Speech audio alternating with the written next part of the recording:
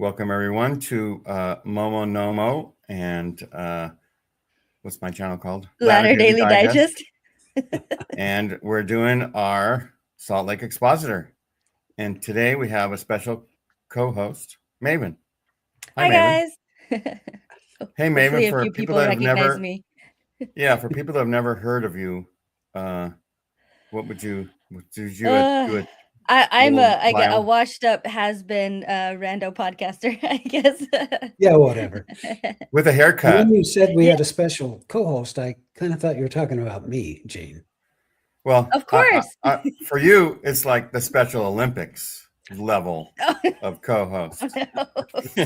No. Oh, Dang, Gene. it's harsh. So anyway. It's good Michelle to see you, Maven, because I haven't seen you in forever, it seems like. Yeah. I know we correspond through text, but yeah, to see you. Isn't that weird how we work with people? I mean, I've met both of you personally, but, you know, like Megan Connor and Kiki and some of those. I feel like I know them. I know what they look like, but I've never met them. But it seems like I have, and I know them. Living in a virtual world, but I've used the material girl. Yeah. See that's kind of what we're at. Yeah. And the world's kind of getting more and more like that every day, isn't it? And actually part of that has to do, I guess, is one of the changes that we'll be going over today. Is that in the title? Yeah, changes to the General Handbook. Should we jump in, or do we banter a bit more, tell some stories? So and I'll say actually one thing about the virtual world that has to do with this is the changes in the General Handbook are online and it's virtual. People have to like make a point to go through it, I guess. I don't know if the bishops get a special list of all the changes. I think the handbook's been online for a while. Right. I don't think the bishops used to have a completely separate handbook, but I think they did away with that when it got a little too controversial. But that just means that other things are just unwritten and are just passed down orally, I would think, from leaders. Yeah. I remember being in a corporate situation where like a packet came and I had to take, like for 12 handbooks, I had to take like page 37 and replace it with the old page 37 for each of those. I was some sort of admin job or something. Yeah.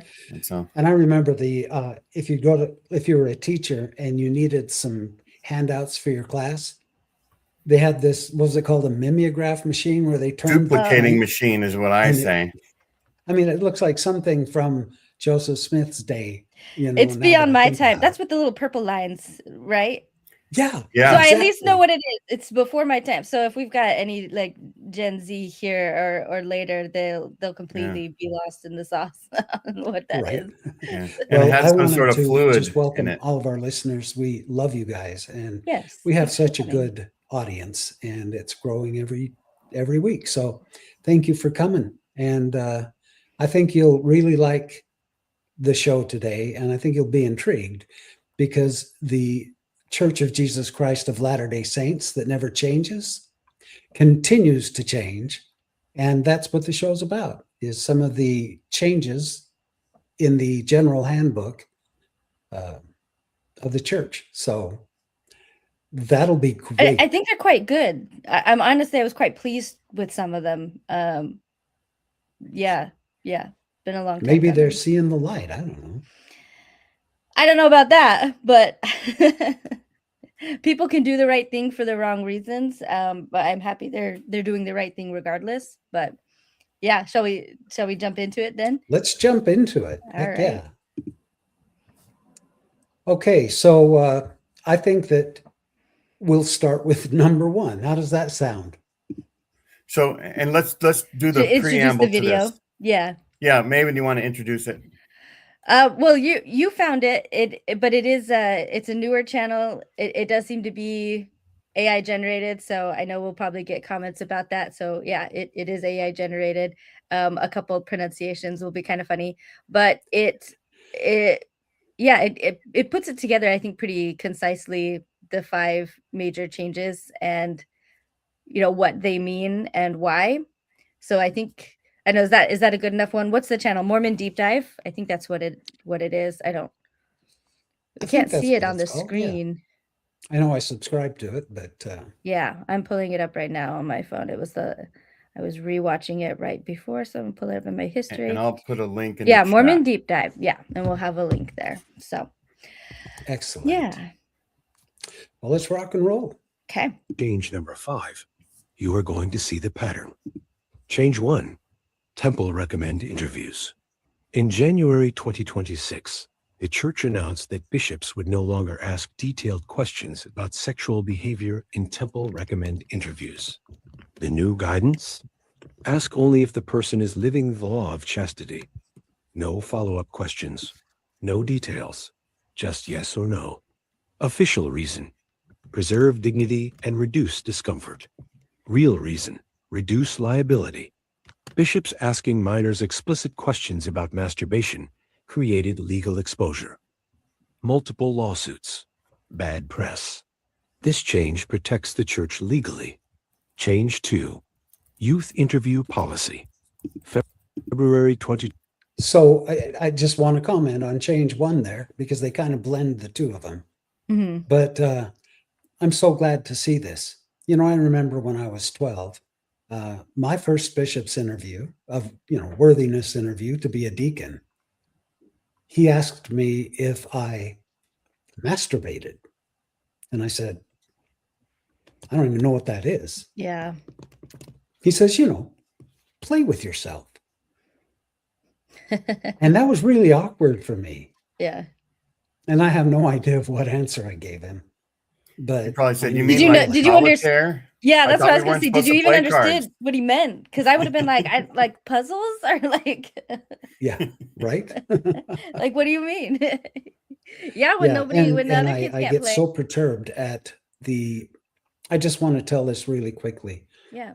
When I was a newly married guy, within the first year, it was time for my wife and I to renew our temple recommends. And I'm going to get really personal here for a sec. But my wife went in first and sat down with the bishop and had her interview. And after about 15 minutes, she came out bawling. She was crying her eyes out. And she said, I don't know what to do. I don't know what just happened. And I'm like, what? And I walked into the bishop's office. He says, oh, come in and have a seat. I said, what's going on with my wife? He said, I tore her recommend up.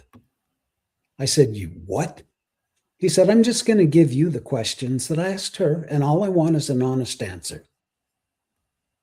He said, we'll start off with the problem area. You're newly married.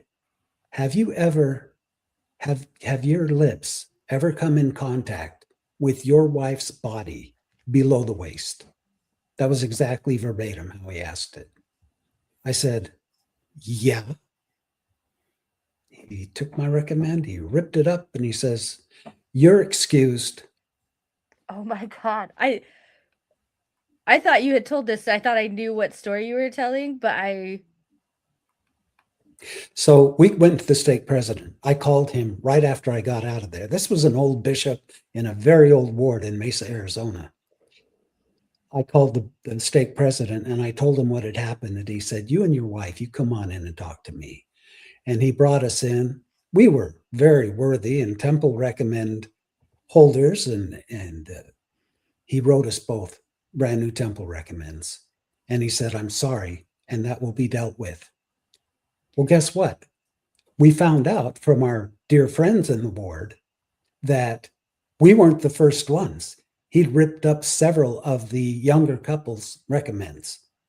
And guess who got booted out of the bishopric? Yeah, him.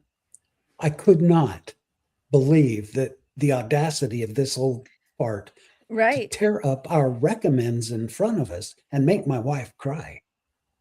And I wish I had known then what I know now about life. Right. Because I would have had some words. We had no authority over ourselves. Yeah. I mean, the bishop had the authority. Yeah. It is. Sorry, I was saying it's a big deal. Not that, what people are doing privately. But the fact that this temple recommends in general, it's not just a status symbol. It is very much a status symbol, but it's not just that, because if you're attending weddings of any beloved friends or family members, that means you can't go anymore.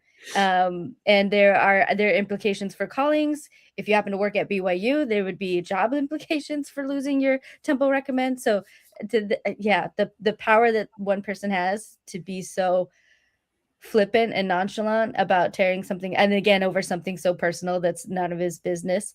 I do know, and this has been reported on in the past, there was official documentation from the church explicitly forbidding any kind of oral sexual activities, and that was rescinded. A letter from the first presidency to the bishops. The top to the bottom. It went out to all the 11 bishops. months later. No pun intended. Right. But then it was pulled back, but quietly. So I don't think bishops got the same level of letters. So there still were bishops afterward. I think they still had the impression from the first, like the official letter that went out, and then it was just kind of like quietly done away with. I think I'm remembering that right. And so I'm kind of wondering, was this like during that time, or was this even after? I mean, it was only a year that it was officially. It was in 19. Let's see, I got married in 1981. I don't remember when so it would be 1982, the very beginning. Yep, right around there. Was when the rescinding happened? 80 or 81 is when it happened. And then the guy probably didn't get the rescinded message back out of it. The church is really bad at that. And we're seeing that in some of these changes. I guess some of the changes were public, but even when they're public, they're not always public. The church will do this thing where it'll be officially public so they can point to it if somebody's looking for it, but you basically have to be looking for it, where the general mass of believing members usually aren't as tuned into that stuff. They're getting their information directly from their leaders and not necessarily poring over details in news presses or news releases. But anyway, they walk back things quietly sometimes, and they certainly, even if they publicize it, they will not address the implications of what they're basically changing and what it meant for everybody that had to live under the previous instructions. And a lot of times that could be a really big deal. And I'm sorry that, Randy, that happened to you and your wife. Learning lesson. My wife was. I'm glad you at least found out that it happened to others, because when you don't have that and you don't know that, you can feel singularly alone and evil, and like, gosh, nobody else does this. There must be something wrong with us. If you're in a group of people, you don't mind so much. Right. But when you get singled out, it's not just you. Then you're not just crazy or evil. Yeah, exactly. And we were so kind of relieved to hear that he'd ripped up multiple recommends, and I kind of got the impression that it's because he was old and probably my age now, but he was old and seemed almost really old, jealous, kind of like, oh well, if because I'm not getting any, so neither are you. And I heard that it was like the wives were complaining the most, and that's what made it happen so fast, at the turnaround to correct that. Well, I'm so glad that they have gotten rid of that and that they stay out of the bedroom. Yeah, nosy pecker. Actually, Gene, that just brought a new idea to me. So this is where I'm presenting a female voice, but for those who don't know me, I'm pretty open about being asexual. So I don't have that kind of experience to bring to that. But Gene, you just bringing that up just made me think, like, it kind of clicked for me, especially in a time when birth control was either forbidden or extremely heavily looked down on, and then just in general. Women's comfort and pleasure. I mean, in that time period of the church, as well as formally, I mean, even now there are women who feel that sex is a duty, and that's still also passed down sometimes, I guess, from maybe older bishops and things like that. But in the 80s, I think in the 70s and 80s, even more so, it's a duty. And so if you I could see how, as a wife, especially if sex is painful, or if you've just had kids, or if you just don't want to, that doing some other kind of sexual activity to satisfy your husband would make you feel like, okay, I'm at least doing my duty, as the designated sexual object. I'm satisfying my husband, but I don't have to do it in this exact particular procreative way when it hurts, or I'm recovering from childbirth because they had a lot more children, et cetera, whatever the reason. So yeah, I think, and obviously I certainly hope that a lot of them really enjoyed it and genuinely just wanted to do that. And I'm certain that was also part of it. But I think there's also a real health and wellness implication for women by banning something like that. And so, oh, sure. Yeah. Traumatic, seriously traumatic. Yeah. The bishops don't get any training to help people out. And that one thing would actually help a lot of marriages out by advising the opposite of what Randy's bishop was. Yeah, I think a lot of opposite. It's like, if you don't do it, I'm tearing up your recommend.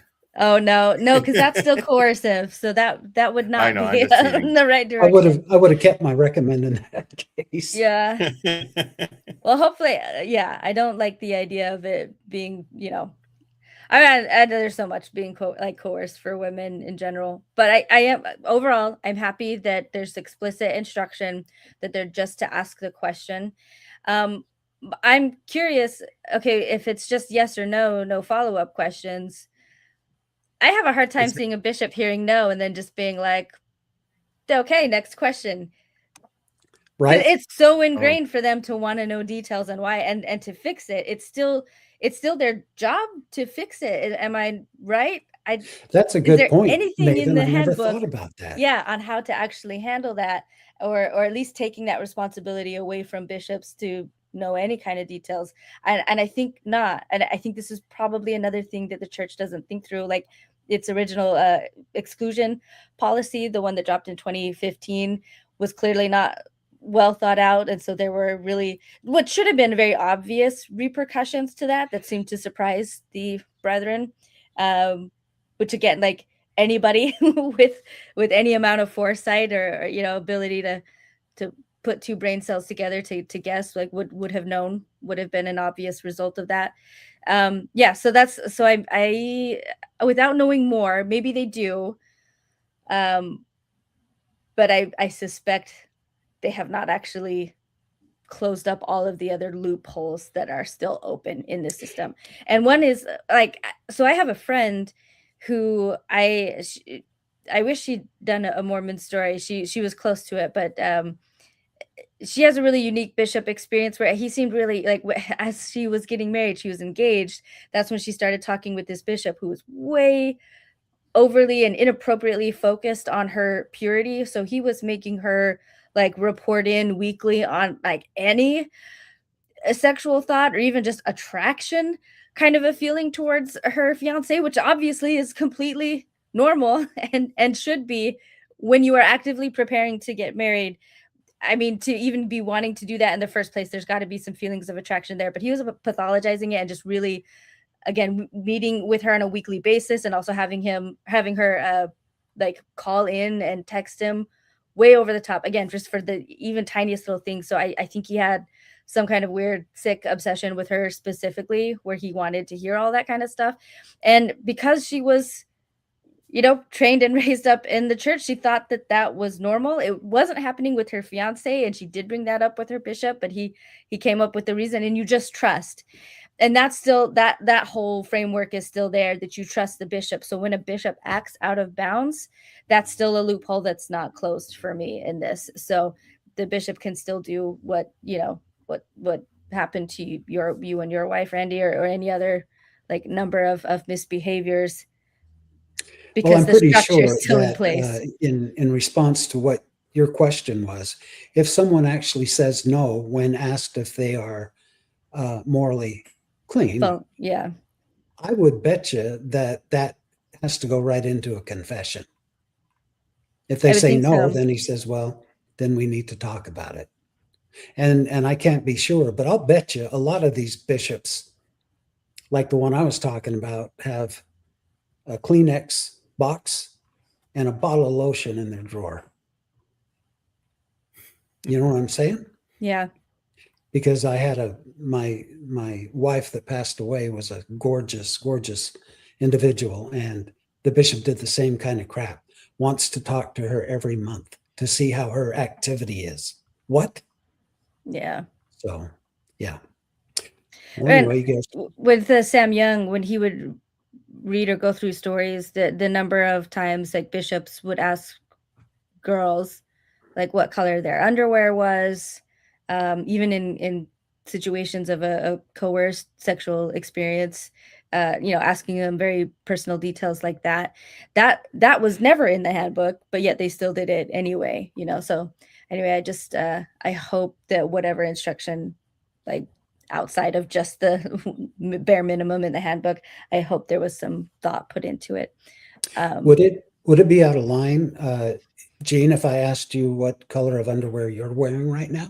I would say it would be out of line. Just because he's male doesn't mean it's okay to ask him on air. I don't like it. Red and black. You can say none of your business, blue. Gene. Defend yourself. I was just wondering if it matched his shirt. Because I had Superman underwear when I was a kid. Yeah, I didn't, so I bought it later after I changed my to match status. Should we go? Okay. So did we go into, or we kind of go into number 2? Yeah, we'll go ahead and play it. Let's hop into number 2 here. It's kind of along the same lines. The church announced that all youth interviews with bishops must now include a parent or adult present. No exceptions. Official reason: protect youth and ensure appropriate boundaries. Real reason: again, legal liability. One-on-one interviews with minors created perfect conditions for abuse. And when abuse happened, the church got sued. This policy reduces that exposure. Change 3: missionary age requirement. So what were the reasons, the unofficial reasons given again for so first of all, I'm happy that it's required. I hope that that's being enforced really well. Yeah, me too. But what were the given reasons again? Like something about healthy he gave boundaries. A reason that it increased liability, and putting a child in a bishop's office alone with the bishop reasons increased the opportunity for child SA. Yeah, but what were the claimed reasons for changing at the beginning of that segment? Do you remember? Oh, no. You want me to jump back? Yeah, sorry. Or maybe the chat can remember. I forget, because I had a thought about him specifically. Yeah, there we go. Okay. Created perfect conditions for abuse. And when abuse happened, we need to go back more. Protect youth and ensure appropriate. The church announced that all youth protect youth and ensure appropriate boundaries. Is that not a tacit admission that without parents there, the youth were not protected? Yes. And that was Sam Young's whole thing: protect LDS youth. And now they are protecting and they're saying that they're doing it to protect children, what they excommunicated Sam Young for. That's right. Exactly. Yeah. But they're not Sam Young. Just that this policy opened up children to abuse. And I kind of wonder, what's her name? Jennifer. I think it's Jennifer. She's one of the big apologists for the church, especially regarding church abuse and bishops' interviews. It's bothering me. She's on the fair board, and she's got multiple fair talks that came out after like the Arizona Bisbee case. She's like their expert. Yeah. Yeah. She is a therapist, sadly, and she works with children that have been, children and, adults that were abused in church scenarios. Yet that's one of the things she really fiercely defended was youth one-on-one interviews with bishops.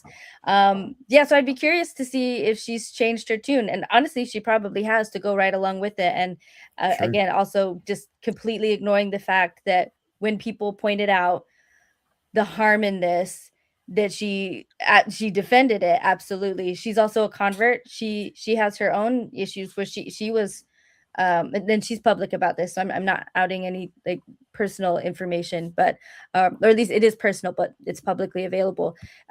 She was assaulted by her pastor, and it boggles my mind that when she would defend the bishop's interviews, double she standard. would say like, yeah, well, she would say, I wish I had a bishop growing up, and I want to be like, you did it by another name. It was a pastor, and he betrayed your trust, and he hurt you, and that's what's happening with bishops. Like, geez, right? It's just, and it's sad to me that she's a therapist, and to know that she has this kind of a cognitive dissonance here, where she's dedicated to, she has an ethical duty with her job to work with victims of abuse, yet she clearly has a very strong loyalty Like if God to the says institution. It's okay, Yeah, to the institution that abused them. I just think that's a huge conflict of interest for a therapist to be an apologist for an organization that, while also being a therapist for the victims of that organization. So anyway, that's pretty wild. That's right. And once God says it through a prophet, through an online bishop's manual, then it's okay with her. Yeah. And I would love to know the figure. It bothers me so much. What the church pays for as hush money to get rid of so many of these cases. Oh, 32 hundreds of thousands of dollars. 30,000 is like the low thing.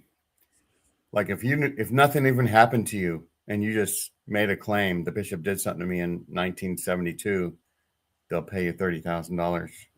Yeah. Oh man. And this therapist would also be maybe not directly paid by the church, but there's a whole network where bishops will like refer. So a lot of her income is also coming from the church. So again, I feel like that's a huge moral, ethical, professional conflict of interest. I may be incorrect about that. Sure. Some therapists work independently, but I even if they do work, like that was the whole thing with Jody Hildebrandt too. The church would funnel, even if there's not an official relationship, there's unofficial relationships where bishops will funnel their ward members to somebody. Right. Like someone who is worthy to listen to them. Someone who's a member of the church. That's what they want. The counseling, send them to LDS counseling because we don't want any heathens. And they won't hold the church accountable. Yeah. Absolutely, they won't. I want to show Trevor's comment here and put us up. Having your mom in the room, if they still ask you about masturbation, would make things worse. Well, they're not supposed to. Again, we don't know if they're actually how well they're following that. And I do agree that that's also awkward, but at the very least, the bishop's not going to be, at least I would hope, would not be asking, a young girl with her mother or father in the room, like what color her panties are, So it is awkward, and it's still a problematic practice overall. And I think maybe that's, Trevor, what you're pointing to. So, and that's important. That's something I don't think we've acknowledged yet. It's still not great to do these, to even ask the question in the first place. Right. Having parents in the room is a step up, but also parents can be uneducated or ignorant or perpetrating, these kinds of things as well. So thanks for that, Trevor. Yep. Any other comments? Sorry, I kind of took over there. Yes, it's an improvement. Are we ready for number 3? Yeah, you ready to go? Yeah. I've been promoting the show, so. Exposure. Nice. Change 3. Missionary age requirements relaxed. March 2026. The church quietly updated missionary requirements. Young men can now serve missions at age 18 instead of waiting months after high school graduation. Young women can serve at 18 instead of 19.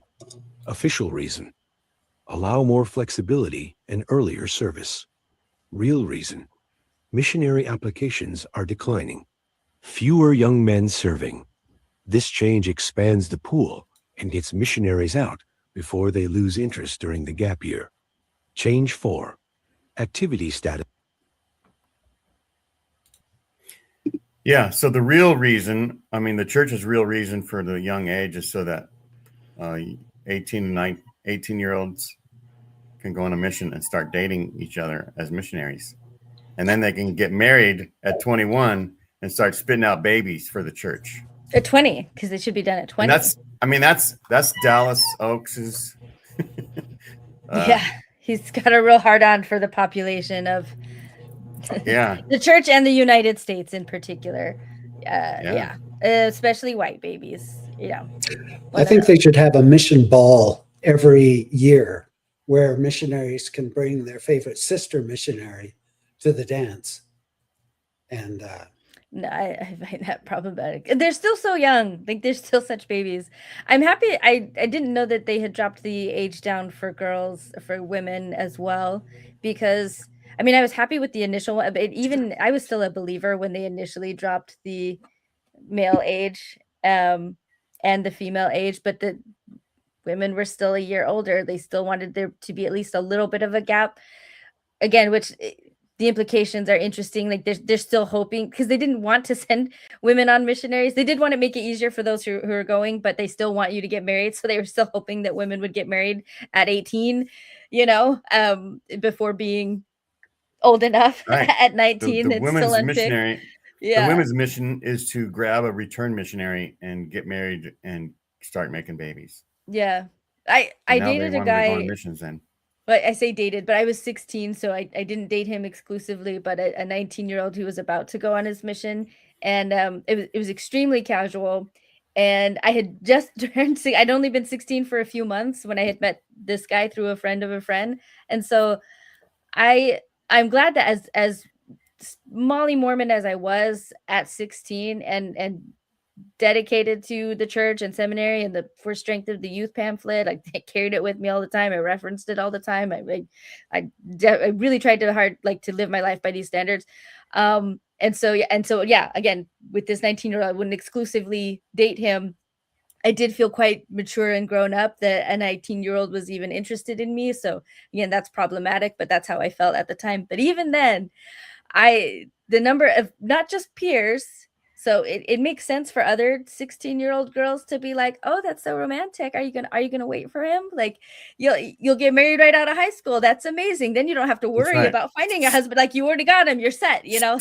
Start making your wedding plans now. Yeah, I was just like, no, I don't think that's a good idea. I literally just got old enough to group date, according to the standards that I was following, right? But even what's sad is, I mean, you can understand a little for 16-year-old girls to have that kind of romantic view, but the number of older women in my ward who would also ask me, like, are you going to wait for him? And I remember one, I said no, because it was the first older person to ask me, and I just had a really genuine reaction. So I think I did one of these, and I was like, oh, no, why would I do that? And the look on her face was just like crestfallen, like, what, and again, I was super, super faithful. I was absolutely looking forward to marriage and wanting it. But even then, I was just like, I just turned 16. I've been on a few dates with a couple guys, and then people are expecting me to promise myself to this man. And he's 19, he's young, but he's still an adult, compared to me, not date for the next 2 years of high school, and then with basically zero dating experience, like, have a husband right out the door. And everyone thought that was romantic and amazing. And like, boy, I lucked out. You were like, so slow lucky. Down. We're not in the hold on a second. Wait. We're not in the fundamentalist LDS church. Yeah. This is still the mainstream one. Yeah. Maybe they can start having couples missions. But 18, I would have been 18, a legally adult, and no worry time, no waiting time of wondering, like, I'm picked, I'm good. Anyway, right? Yeah. Oh, that's a good comment, Hallie. More pressure on the parents to pay for the missions, no gap to save money. Did a lot of people say I tried to save money for mine, and I saved up a little bit, but I feel like the parents that can afford it, and the ones that can't. I don't know if that year makes a huge difference or not. That would be nice, Trevor, if they would at least pay for here's my prediction. I don't think that's happening anytime soon. You can you take the money out of their cold dead fingers is kind of, I think, here's what I think will happen with this suggestion is that they'll say when you complete your mission and you would start attending BYU, we'll give you credit toward your education, like grant money. Like a grant. Yeah. And they're going to have to do something because they're hemorrhaging returned missionaries right now. Yeah. Because there'll be an incentive to stay longer, and people would be so grateful. It'll be like, wow, the church is giving me money. It's like, fuck, it was your own money. Right. Just giving you back your own. Do you think it's helping? On my mission, I can't tell you how many people, when I'd introduce myself in Spain, they'd say, oh, you're the cult, right? Oh, no. Yeah. And I'd say, no, we're not a cult. I didn't think we were at the time.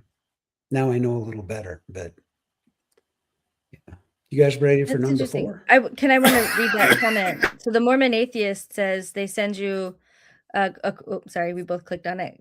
According to the cost that his brother's choices based on finances, where to send his nephew. So that's interesting. I know the church used to be that way, where richer people tended to go to more high cost of living areas.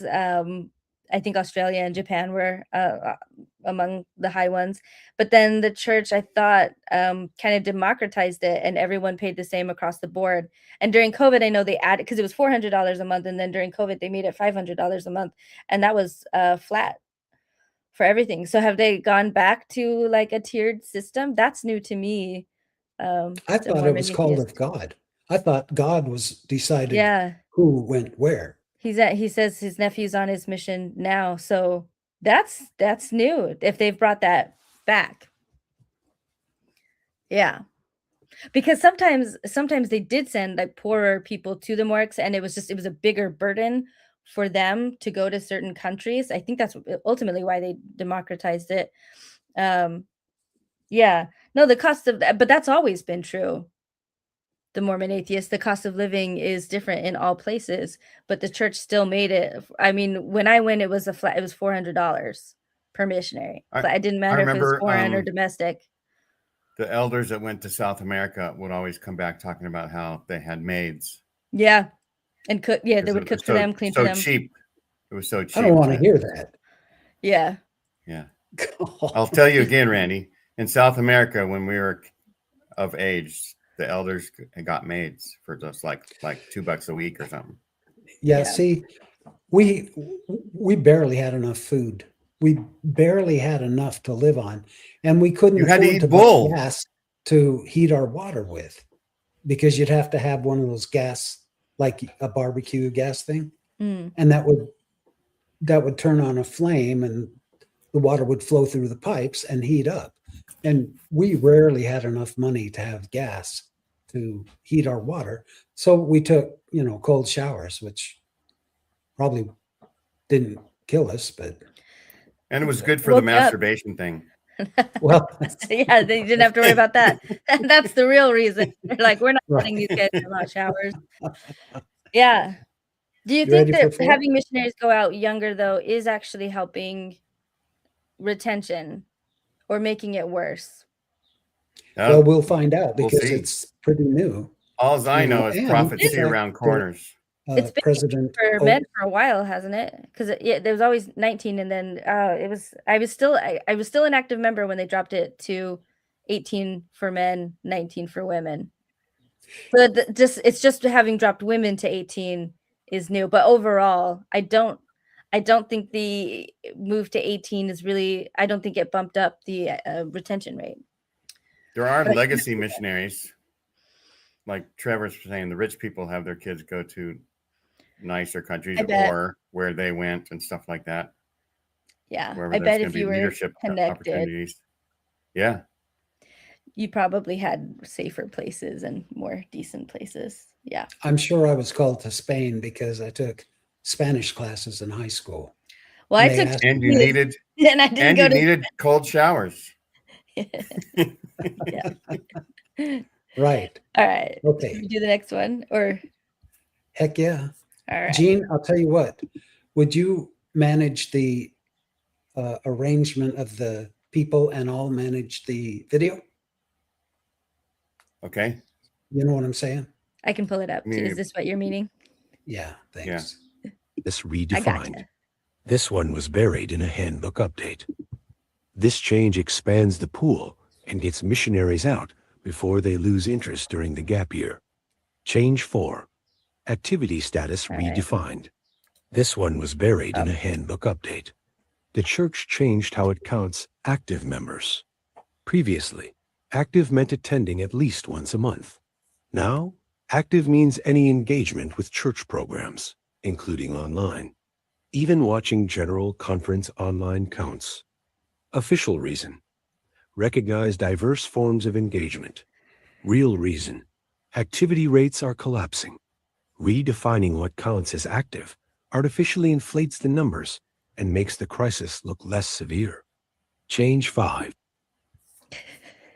Sorry. So they count. I love the spelling on these. One of the reasons said like raccoons or something like that. REACOONS. Sorry. This is French spelling. Okay. So anyhow, love chastity was like charity or something. I just thought of something. Even if you say LSD instead of LDS, that counts as an engagement in the church. But anyway, maybe. I went to the ward dinner. I went to the ward dinner last week, and so I am now an active Mormon. Is it per year? Member. That's what I wanted. It used to be once per month, so I'm guessing it's like, if General Conference counts, then yeah, I'm guessing within at least 6 months, but I'm guessing per year. Yeah, so that means all of the ex-Mo podcasters, or even just ex-Mormons who watch conference with their family, or just to know what their family is hearing, but also the shows that do the debriefs. We're all active. Everybody's active. If you haven't removed your record, so I have, so I'm still an apostate, even if I do end up watching conference. But that just made a lot of apostates active members of the church now, and I love that. That's why the numbers are growing. And I watched Julia Sanders recap, so I'm an active member.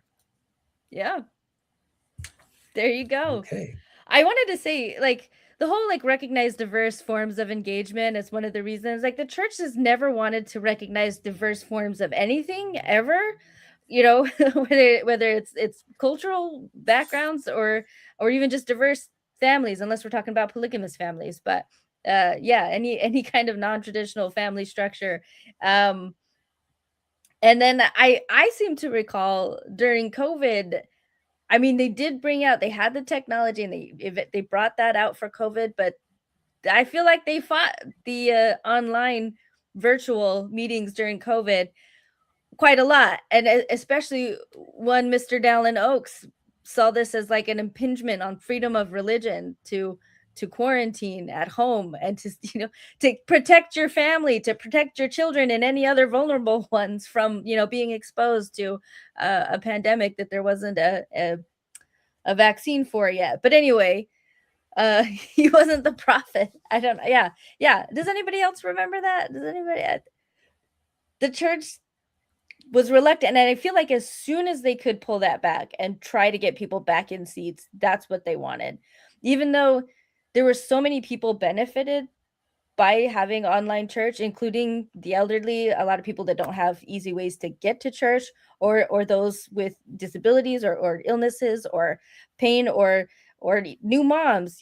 How great to be able to attend church and breastfeed your baby in your living room rather than having to do it in a diaper smelling, side hall with a microphone attached, it's something the church should have been able to do a long, long time ago, even if it was just on a case by case basis for particular members that had trouble coming for whatever reason, or needed, again, for health or whatever reasons, to stay at home. But now all of a sudden they want to recognize diverse forms of engagement. Right. Okay. Why couldn't they have done it for the right reasons a long, long time ago? That's what I was saying at the beginning. You can do the right thing for the wrong reason. And it seems like if the church does anything right, it's almost a guarantee it's for the wrong reason. Glad it's happening, but it's almost always for the wrong reason. Right. Here we go. And makes the crisis look less severe. Change 5. Tithing settlement now optional. December 2025 technically, but implemented in 2026. the church announced that annual tithing settlement meetings with the bishop are now optional, not required. Official reason: reduce administrative burden on bishops. Real reason: fewer members are paying tithing, and confronting them annually about it was driving them away faster. Making it optional reduces the pressure and the guilt. Now here is my second question for you. Do these changes feel like revelation from God or solutions to institutional problems? Let me know in the comments. Right. But wait, pause there, because here is where Yes. And it does go into a point, but to discuss this point, this one I feel less ecstatic about. Like the other ones, it's like maybe for missionary age, but the activity status, the temple recommend having parents there and not asking personal follow-up questions about chastity. Those are all good things for the members. I think not having to do tithing settlement is also a good thing, but this is one that I feel like I guess the reason why I dislike it is that this is one of the things that I feel like makes members feel like the church is more progressive than it really is. Does that make sense? There's some changes the church makes that just allows its members to kind of gaslight past members about the importance of certain things.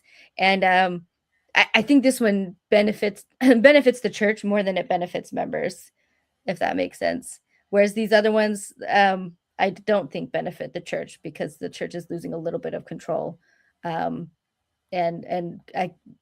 coercion that does keep and shame that keeps members in, if that makes sense. So the church is losing something there.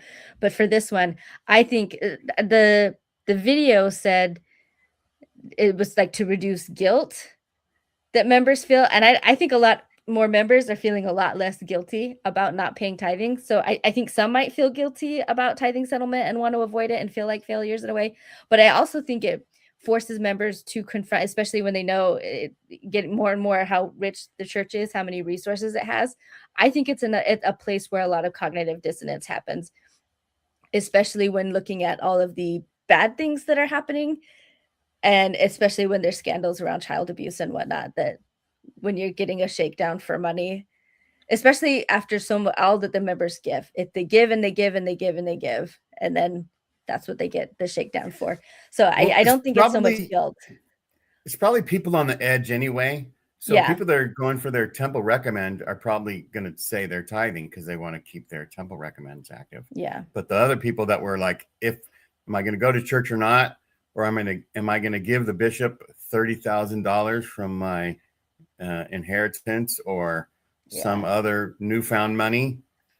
Then maybe that'll be optional. I don't know. True. Maybe if they're still in the church. Oh, sorry. Go ahead, Randy. If I was a TBM, again, you can bet your ass that I'm not going to pay tithing, knowing, first of all, that it doesn't go to the poor. It doesn't go to feeding his sheep. It goes to their investment funds. And secondly, with $360 billion, no one would ever really have to pay tithing again. But they say it's for your benefit. And, And right from the top, there's this. The Lord does not need your money. There you go. So we have to play that once a show, no matter what. From Real for Life that you put up. This confirms they don't need tithing anymore. That's a good point, implication of it. And I want to point out again here,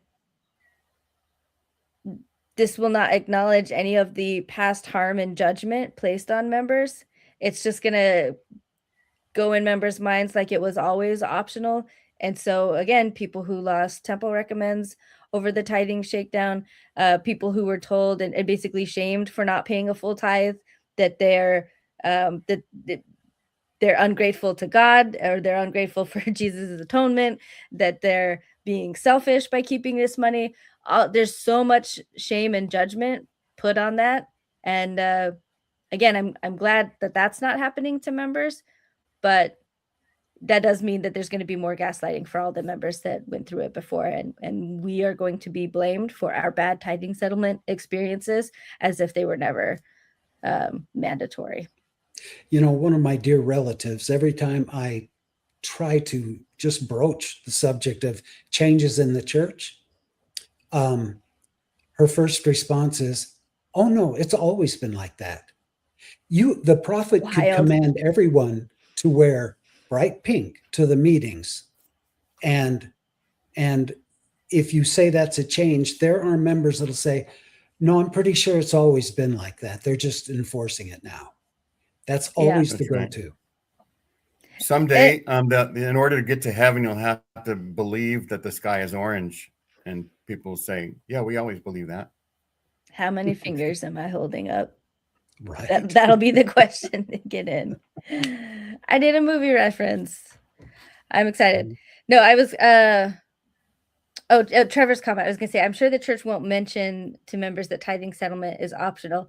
I don't know if they ever like explicitly said it was mandatory either. It was just pretty well implied. I think the word clerks are still gonna go after you. And try to get you tithing settlement. You can sign up. You can. Let's get you in. Like that kind of. I'm not saying you have to pay tithing, but if you don't pay tithing, the devil is going to burn your house down. Tithing the is bishop's fire been and wondering fence. when you're coming. Why don't you want to see the bishop? I'm sure they'll pull out other things. Yeah. Oh, I had a story about the modified memory thing. What part of my story when I did my Mormon Stories interview with John DeLynn, I talked about the ceremony and specifically for me having to like put the veil over my face was something really, as much as I tried really hard for it to be spiritual, it was deeply hurtful to me every time I had to do it. And God didn't want to see your face.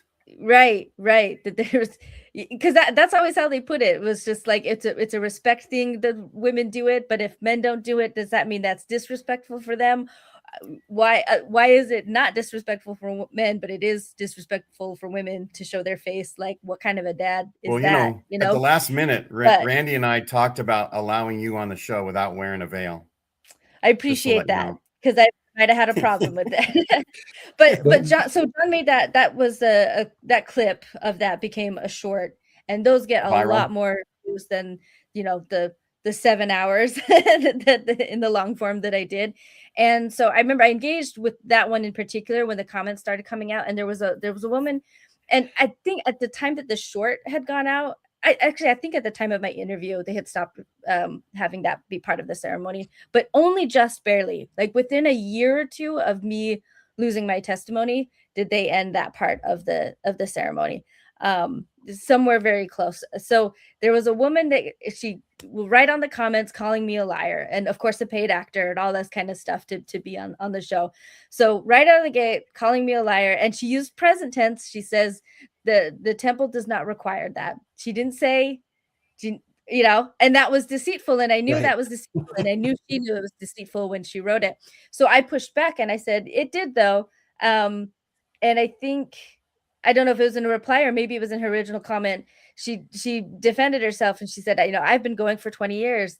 And so then I was like, well, then now I really know you're lying because this was a very recent change. And so it's really fascinating that you feel fine again as a member, as someone who's supposedly supposed to be very honest and virtuous compared to an evil heathen atheist like me, but to blatantly lie online to defend the church and try to pretend like it's a total Mormon thing to do.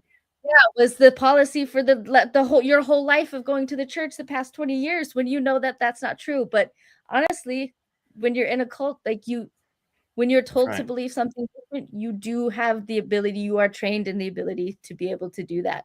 So I do think she knew Mormonism. She was being deceitful. I think it's when she said it, I think she started to believe it herself and just kind of move on from there. Yeah, that's dear relative makes liars of us all. One of the talking subjects was, I said to her before 1990, the temple, the initiatory work, the women would have to promise to obey their husbands as their husbands promised to obey God. And she said, and she's been going to the temple her whole life, and she's older than I am. She says, no, sir, that was never part of it. What? How do you just blatantly, well, like we're saying, it's brainwashing. I distinctly remember that. And she has to tell me her new name, but I don't have to tell her mine. Yep. I think that's still accurate. Looking for, Randy. What's that? These are not the droids you're looking for. That's all you have to do is there's a new revelation, and it's all, everything else is washed away. I know it was changed by the time I got there. It was still for women to hearken to their husbands. It is now, women can now hearken directly to God. But yeah, sorry, I got distracted by Jay's comment. Yeah, it wasn't Jasmine I was talking about, but yeah, also I have strong words and thoughts about her as well, for the same reason, not protecting children. Yeah. There's just, we just really have a culture of protecting. They're definitely sisters in the Lord. Yeah. Protecting predators over children. Yeah. Whatever makes the church sound the best, is what they'll go with. Yeah. Okay, we ready for number whatever? Yeah, I think this is the summary bit, right? Because there was 5 things. No, there's one more. Okay, yeah, sorry. This is the big one. The big one. This is the different one. Everybody, everything. Gets interesting. Randy's not moving. Everything I just told you makes sense if you see the church as a corporation managing crisis, legal liability, declining participation, financial pressure, public relations disasters. But there is one policy change I have not mentioned yet, and this one does not fit the pattern. March 2026, buried in a routine handbook update. Almost no press coverage. Most members do not even know it happened. The church changed the definition of apostasy. For over a century, apostasy meant publicly opposing church leaders, teaching false doctrine, or joining another church. The new definition adds something. Publicly contradicting church policies or leaders on social media now qualifies as apostasy. Let me read you the exact language from the 2026 General Handbook Update. Apostasy includes repeatedly acting in clear and deliberate public opposition to the church, its doctrine, its policies, or its leaders. Did you catch that? Policies. Opposing church doctrine has always been apostasy. But now, publicly criticizing church policies, things that are not doctrine, things that change regularly, is also apostasy. What does this mean in practice? If you publicly criticize the temple recommend interview changes, apostasy. If you publicly oppose the youth interview policy, apostasy. If you post on social media that you disagree with how the church handles abuse cases, apostasy. If you share your concerns about financial transparency, apostasy. This is not about doctrine. This is about control. So I think it's if I wasn't an apostate before, I sure as hell am now. But so also our Word Radio and Jacob Hansen and the yes, I was thinking the same thing. Yeah, there's not a single Mormon podcaster now that has not said something a little bit about a policy. They all have something that they dislike about the church and have been open about it. So we're all active members of the church now, and we're all apostates. We're just indistinguishable from each other now. I guess we're all in the same soup. That's what their plan is. Because President Oaks in his inauguratory talk at BYU warned the members to stay away from anti-Mormon or ex-Mormon podcasts. And then Neil A. Anderson said the same thing, and he re-emphasized it. And now they're even redefining what's an apostate. They don't want anyone out there talking negatively about the church. And Oaks had said previously, when he was not the prophet, he did say something like that it was apostasy, but it was not in the handbook. So that was just him being an apostle and a wannabe prophet. So I can be fact checked on that. But I feel like I remember Dallin already saying something like that earlier, that policies also need to be obeyed. But now it is canon, I guess, officially. And this is something to bring up when we talk about the handbook. The handbook really is like more scripture of the church than anything else. The church does not abide by what's put in the Doctrine and Covenants for how the church should run.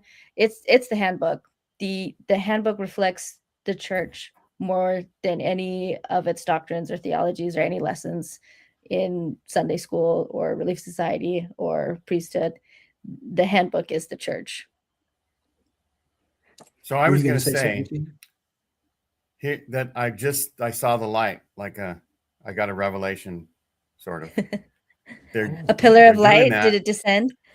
Sorry. So if you think about it, sometimes nonprofits have to be whittled down.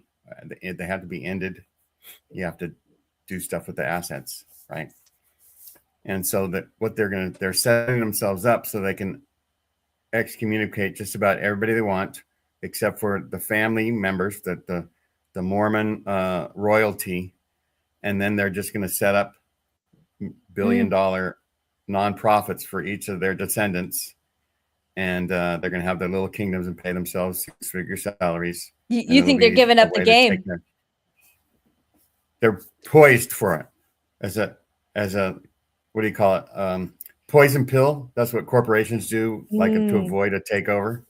Yeah. So yeah, I'm so glad you said that, Gene, because one of my recent Facebook posts and TikTok posts talks about the money that they're squandering and collecting and hoarding. And my big question that I put out to these members who are bitching because I'm saying something like this, they're defending it, and I asked them, where does it end? Where does this road lead to? Because by 2040, we're supposed to have $1 trillion. What is the end road for that money? What are they one day going to say, now we're going to split it up amongst all the members? Or do they feel like they're going to have to pay Christ when he returns? Exactly. Jesus is going to come and he's going to need that $1 trillion. That's right. Right. Even Jesus is on payola. He's like, I'm not coming back until you guys have $1 trillion. No way. Can't do anything without it. It's a long trip. He doesn't have the power without Mormon money. Show me and the land. money. Yeah. Yeah. Thanks, Jay. Yeah. Amazing, right? Yeah. Yeah. So anyway, we could talk about other changes too. And you want to let anybody who wants to come in to show? If anybody, of course. Yeah, we'd love to have your opinions. Come on in. If you want to talk about changes, and I got rejected for doing my own link to the show. Oh, interesting. What? Can you try, Maven, I can try. copying and pasting it? Do you want to read Trevor's comment there? I thought that was a good one. We'll see if it'll let me do it. Yeah, they're a winner when it comes to money because they're so good at hoarding it. It's all about greed. Yep. And I just don't know what they're going to spend it on. There's got to be some goal that we don't know about. Building a new city. I think Gene had it. I think it's going to be real estate ventures for and construction for the top. I think that's what they're doing. I think that's where a lot of it's getting funneled anyway, or various business ventures. Lots health. I hear hospitals are a good investment. You can take them over, make them for profit for you. All right. It looks like I think I got one. Do you guys see my link? My first one was rejected, but it looks like another one went through. Yeah, City of Enoch. You know, I was just thinking the other day. There's so many things that the church gets backwards, but especially there are good things in the Book of Mormon. And I was thinking about the scriptures that talk about how, basically, was it the City of Enoch? I'm getting my Bible and Book of Mormon mixed up now. I need to get back into it, but not really. I don't want to. Anyway, they didn't have this translated in the Book of Mormon, but when they had kind of like the perfect life and everybody, I remember the scripture says like basically everyone shared everything and they had no poor among them. And I just think that's so backwards from what Mormonism is today. That's actually not a bad ideal, but I think in Mormonism today, the idea is that everyone like ideal society, there's nobody poor because it's an individual choice and everybody just picks themselves up by their bootstraps and just isn't poor without any kind of view on the systemic, like the rich taking the most amount of resources and basically making sure that other people are poor. But it even spells it out in the Book of Mormon that the reason why that started to end is because there were certain members of the society that started to lift themselves up in pride and wear like fancy and costly apparel. So they were wanting to differentiate themselves from other people in a class kind of a system. And that's what ruined their perfect society. But it's all just now we get all the money, and it's wild when you think the church has enough to solve huge problems like world hunger, but on top of that, tons of vaccinations for very easily treatable diseases for children across the world. Like it could do all of it. It wouldn't even have to pick like only one thing. You can either feed all the children or vaccinate all the children. Like it could do all of them a dozen times over. So, yeah. So what is the end game, Maven? Let's say that they eventually get to that $1 trillion. And of course, the more that they have, well, honestly, they can buy politicians and be part of the new fascist world order. I think ultimately money is power, and that's what they want. And I think that's what they are enriched personally. But a lot of members think that if you're not rolling around in a Rolls Royce, that if you're not displaying wealth just for the status and the ability to do so, that you can't be doing something for the money. But money is power, so it doesn't have to be for what you can flash off and show to other people, but for the politicians that you can buy. And that's a lot. And the church has been able to gain a lot more power recently than it might otherwise would have if it didn't tamper with elections. And especially we know in Utah, it does. Exactly. Yeah. So there's other changes like I gave up Mormonism for Lent because I want to be more Catholically Mormon. I'm just teasing. So does the church, apparently. Yeah, but the church's Palm Sunday is a big deal now. Yeah. Randy has predicted that there will be an ash on the forehead that's left over from some Wednesday earlier that week on an apostle's forehead. Because they're so busy, they don't have. Oh, that'd be so cringy for the world. They don't have time to wash off their forehead. Of course. You know what? They probably will put their cigarettes out, and that's where they get the ashes. I don't know where the ashes come from. Is it from like Hollywood or something? I don't know. I don't know. I forget. Hollywood's in Southern California. Hollywood from Southern California somewhere. Isn't it like, don't you burn? Near at Los Angeles. No, I gotta Google it now. Yeah. Yeah, so that's good. That's a good idea, Gene. The Easter is starting to be recognized. I should say the church is starting to recognize Easter as a Christian kind of thing, which we never have before. We kind of just ignored it. No, we gave talks about it on a regular, normal Sunday. Yeah. Wait, what? The Easter talks would be about the resurrection. Yeah, but I mean, as far as the traditions go. Yeah.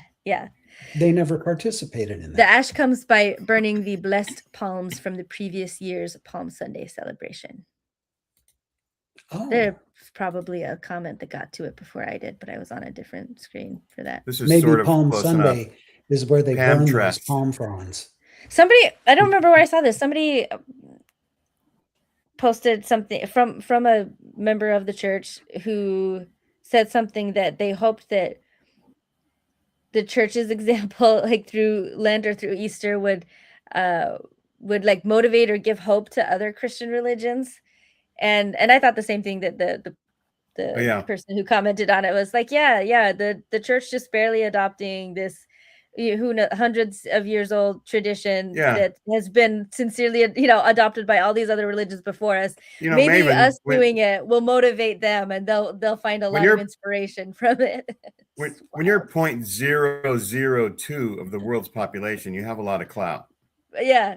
And when you're a latecomer to like an extremely old when you don't tradition, believe it for 200 years. Yeah. Right. Like people have already been doing it. But that's another kind of sentiment that's kind of silly, but I've seen in Mormonism. I think the most extreme one, and I still can't find this quote. If anybody can find it, I know I specifically read it somewhere. It might not have been in General Conference. That might be why it's harder for me to find, but it was probably spoken to women. So either like a women's conference. Anyway, if someone can find the quote for me, but it was literally someone said something to the tune that with the decline in birth rates and things, that soon there'll be a day where basically the only people having children are Mormons. And I just remember that even as a member, like really silly, because I was like, I'm pretty sure people had babies just fine before Mormonism even existed. And like, but it was just this idea that we're the only ones that are so family focused that as the world becomes more worldly, no one will ever want children but Mormons, and it'll literally be up to Mormons to keep the world's population going. It's an old quote. I think it's from the 80s. I think at the earliest, I don't know, maybe some early 90s, maybe someone would have said it there, but I don't think so. I think it would have been 80s or earlier. And anyway, I would like to find the source for that again, if anybody else finds that. And I want to self-correct here, because there have been some great Easter pageants in the past by the church. Right. You know, where they have the whole play and everything. I used to love that. So they did do that, but now it would not surprise me if we start seeing, ashes. Yeah. I smoke a cigar every month or so. I like a good cigar. I'll start keeping those ashes. Yeah, just don't. And tell people it's from the palm trees. Yeah. So I think we're wrapped. I don't know if we don't have anyone that wants to share, or if we're having like link issues or not. I haven't seen anyone pop up. But I've got a funny Portland story to share that has nothing to do with anything we've said. If anyone wants just some idle chit chat, or do we do that in the after show? Is there an after show? Not if the link doesn't work, right? I want to hear your Portland story. Okay. All right. So it's going to have a lot of tangents because you guys are going to get my full ADHD. I'm not medicated. I lent my car to a new friend that I've made, and her situation, she needed it more, and I can take public transit to my job. I work the swing shift 2 to 10 p.m. and I'm able to just take one singular bus line. Anyway, so I was going home after 10 p.m. The bus was running a little late, and because of that, I still ended up missing it, and I had to take an alternate route. So this one I had a transfer stop instead of just one straight shot. So I take the first part of the bus, and I get to my little transfer section. I'm waiting at the bus for, Randy's back. Okay. I'm sorry. Yeah. We had a blank screen for you there for a second. Yeah. So I'm in like a really dodgy part of town, and it's almost 11 o'clock at night, and I'm, unfamiliar bus stop. I'm waiting for the second bus that's going to take me, all the way or close enough to home. So as I'm sitting there, a guy came up to me, presumably a homeless man, and he was asking for cigarettes, which is really common. And I just said, no, I don't smoke. I don't have any. I'm sorry. And then he was like, well, you got some, do you have some cash or something? And I said, nope, sorry, I don't. I do everything digitally now, so I don't have cash either. And then he shows me his arm, and he has this like sweet, cool knife. It's a sheath, but it was a really uniquely shaped one. Had a really cool like little scabbard with it, and it was like wrapped around his arm. It was like his arm knife, and he was just like, I'll sell this to you for $20. And of course, my ADHD brain, 11 o'clock at night, my first thought was, ooh, that's a really nice knife. And so for a second, I almost had a really cool story about getting a really cool knife off a random person at a bus station. But luckily, the adult in my brain stepped in and was like, no, we do not need a new knife. And we also don't have $20. And we're not going to go to a convenience store or an ATM in this part of town that we don't know. And we're, to get cash for somebody we don't know for a knife that we don't need. And we are not going to miss the last bus. Anyway, I had a couple dollars. I had like $4 or something. So I said, I'll just give you the $4 I have. You can keep the knife or sell it to the next guy or whatever. And he's just like, well, I'm not trying to rob you. He starts like patting down his pockets, and he's like, you want some dinosaur stickers? And so I was like, sure. So he hands me this tin, It's got dinosaurs on it. I think it's from Dollar Tree or something. I open it up. It has stickers in it. I put those in my purse. It has something else in it. I'm not sure what it is, but I know maybe what kind of type of thing it was. So I was like, do you want this back?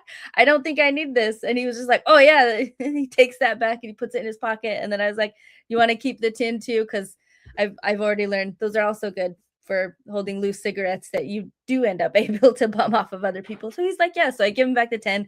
I've got dinosaur stickers. I'm hoping he feels that that's an even enough trade. But to make sure he does, because this is something I think that actually is really cool about homeless people. If they take something from you, they almost always do want to give something back if they can. If they've been able to, they've always tried to do some kind of a trade or negotiation. So that's why I was right. I was like, if he doesn't feel like it's a fair enough negotiation, there's going to be more. And I was right. There's more. But I did try to say, like, I'm a 40-year-old woman, but I really do love the dinosaur stickers. Like, I'm genuinely happy with this trade.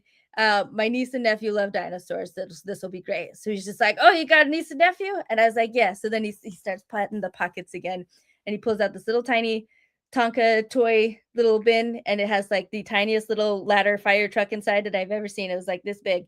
So I got a little toy fire truck, and my bus came, and I was sitting on my bus with my dinosaur stickers and my fire truck, and I was just like, I haven't had this many like funny public facing stories honestly since my mission. That was the only other time that I would have kind of like really interesting interactions with people. But yeah, I was just like, cool. That's really sweet that he he was nice. Looking for things to give to you. Yeah to make it fair. His name was Tiger. I love that. Yeah, that's awesome. That's my story, guys. That's my adventure for you. That's your story, and you're sticking to it, huh? Yeah, there are Jay's billions saying, of nice people in the world. Yeah, and most homeless people are nice, even if they're on something or really jonesing for something. You want Jay's? Yeah, Jay Casha says, I got a drill pet sit in Portland for $12 from a guy outside of a convenience store. Trevor's right on him. You bought stolen goods, Jay. Oh, we both took it down. Sorry. Yeah.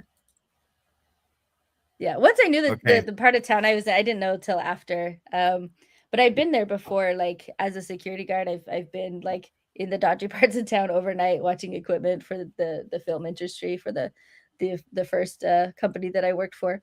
I work at an office building now. If there's anybody out there that hearing that makes them very concerned for my safety, don't worry, I am safe.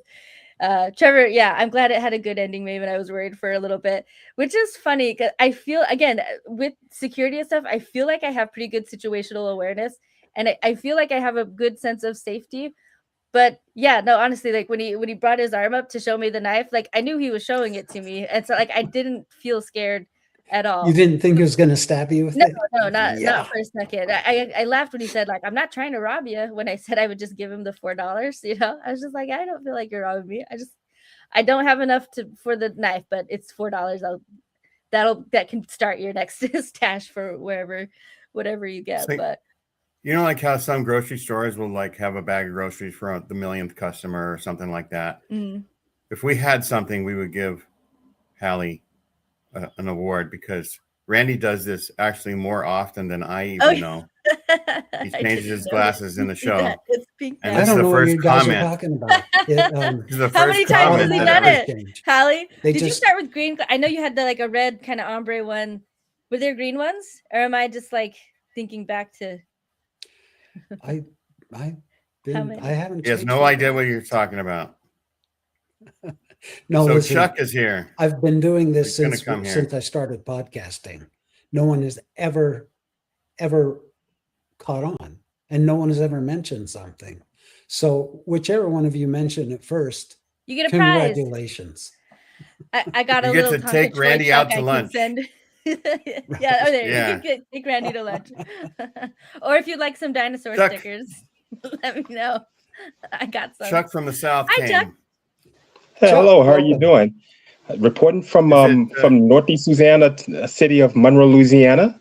I'm at the top of the state. I'm not near New Orleans. I'm at the top of the state. I'm close to Arkansas. Oh, and I'm here reporting on while we're in the middle of 40 days of Lent. And I just happen to chime in. You all just talking about ashes. I'm not Catholic. I didn't grow up. I wasn't born and raised Catholic. I just went to Catholic school. I'm a graduate Catholic. I went to Catholic school the majority of my years of schooling. The only time I was in public schools, 5th, 6th, and 7th grade, and I saw many masses. And I remember the priests taking the palms and making fires. Good. How are you doing? And making fires and burning the ashes. I saw that the fires during mass, and then when they get to it goes to ashes, and people come up and get their ashes. That was on Ash Wednesday. Like I said, I saw this from going to Catholic school. Like I said, I'm not Catholic. I just spent the majority of my years in Catholic school.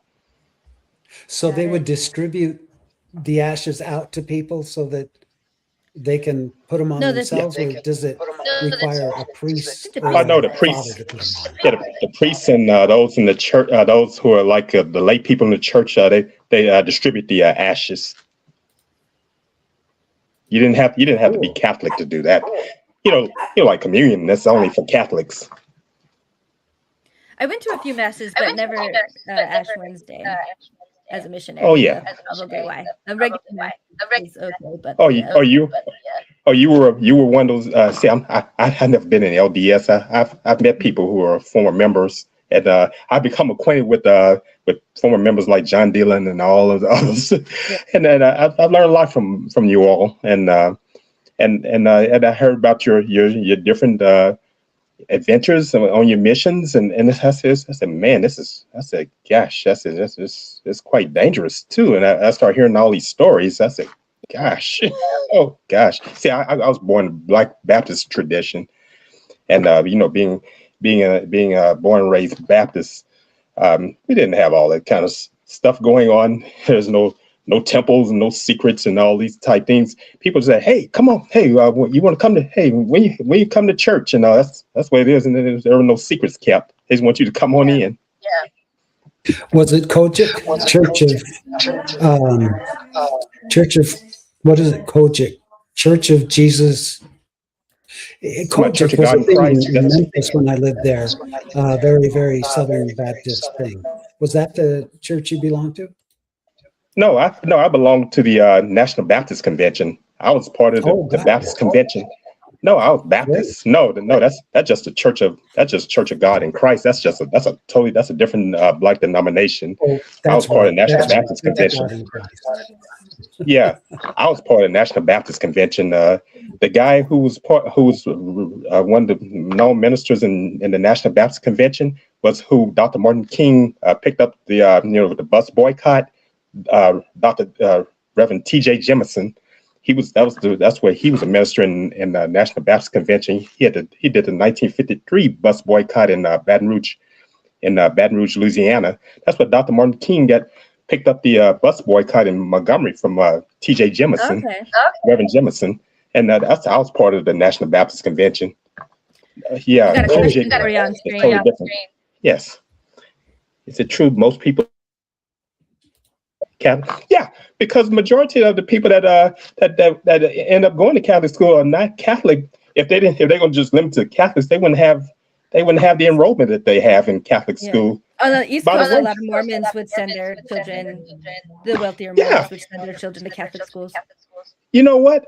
There are here. We're the only Catholic high school here in Monroe, Louisiana. St. Frederick High School, where I graduated from in 1993.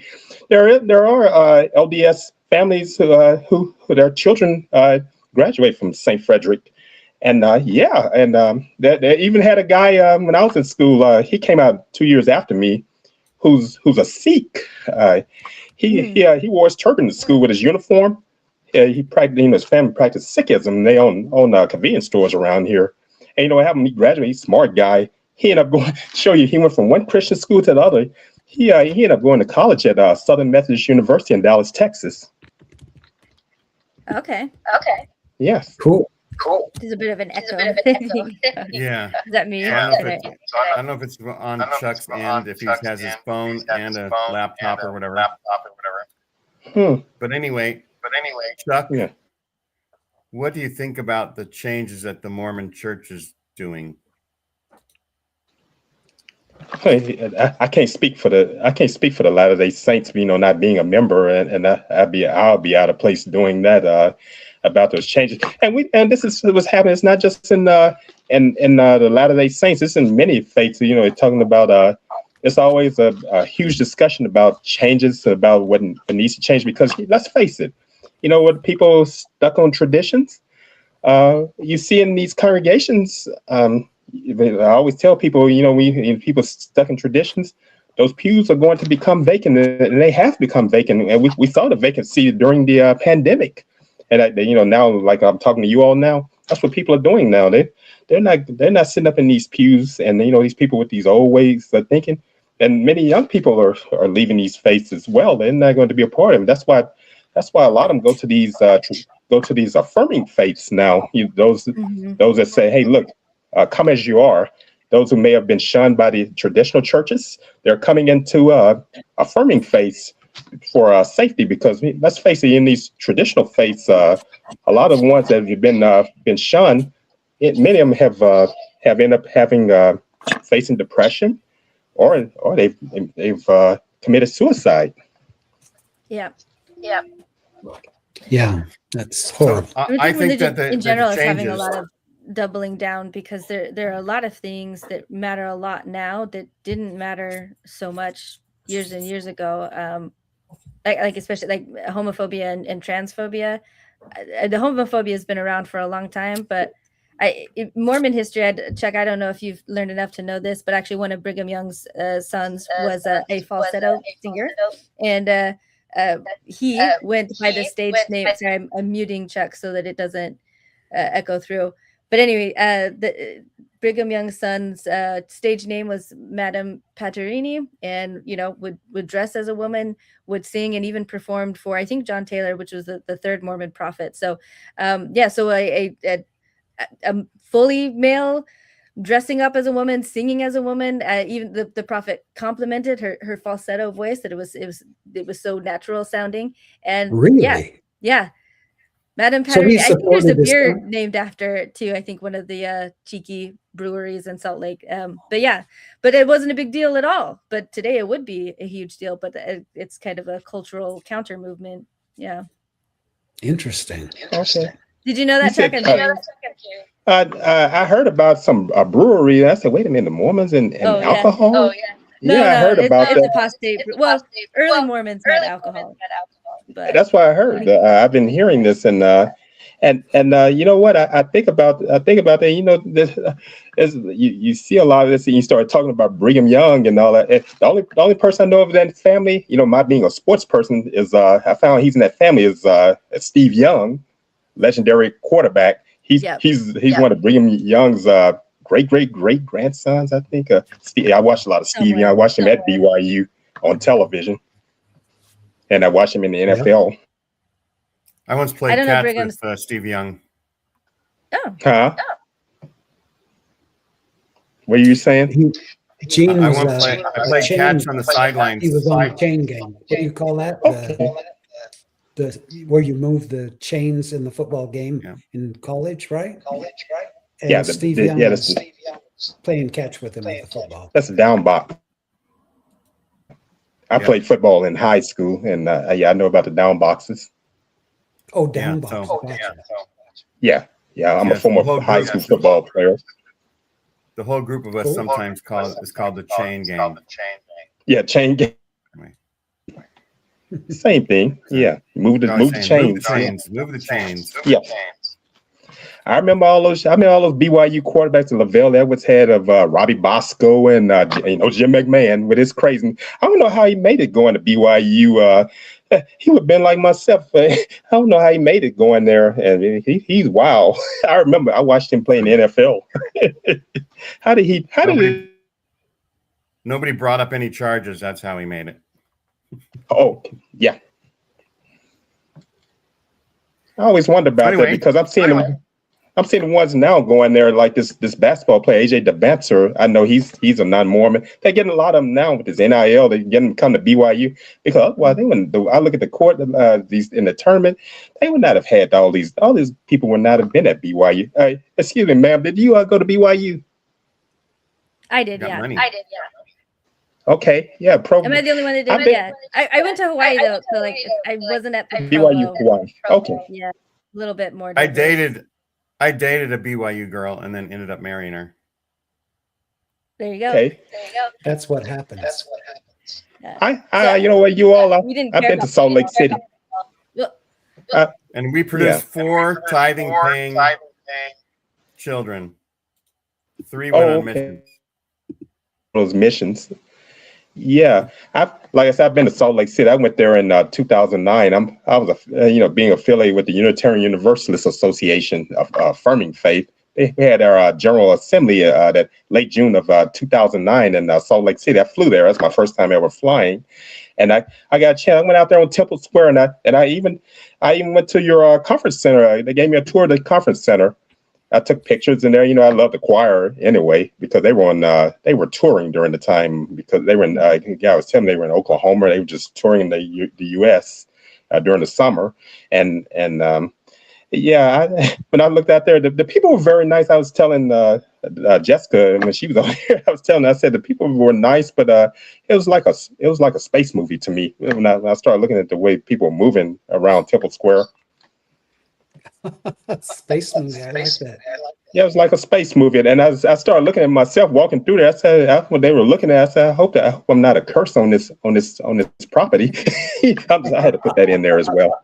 You see what I look like. Like you've had a lot of religious training and experience, and I think that's incredible. And I really admire you for coming on to the show as a non-member and offering your opinions and joining in, and it's edifying for all of us. So thank you for coming on the show. Yeah, I thank you all, and like I said, Chanel Achenbach, I learned a lot from her. She and I communicate with each other, and I learned a lot about her experiences as well. And I learned from Darren. I have one of Darren Smith's books here as well. Excellent. Darren Smith's cool. Oh yes. I'm about to get on off of here. I'm gonna let you. Does he have any books? Huh? It's always just books, just like literally just piled up on the floor, just in towers. The last I saw him. Oh yeah, I have his book about the one I have is the one about BYU, about those athletes those black athletes that end up going to BYU. Darren Smith did a book about that, and it was quite interesting. And also he even covered these guys in the late 1960s. You probably never heard about this. Those guys from University of Wyoming, they refused to play the game against BYU because they didn't realize, because of those what you have at your school, how they felt about blacks but not being in the priesthood and segregated. And what was that president's name? Ernest Wilkinson. That was president. He was an attorney from Washington D.C. In Washington D.C., Ernest Wilkinson was your president at BYU during that time, and he made some comments there that's kind of like hair raising that Ernest Wilkinson made. Yeah, very racist. Chuck, those racist. Chuck, do you have a Facebook account? Oh yes, I do.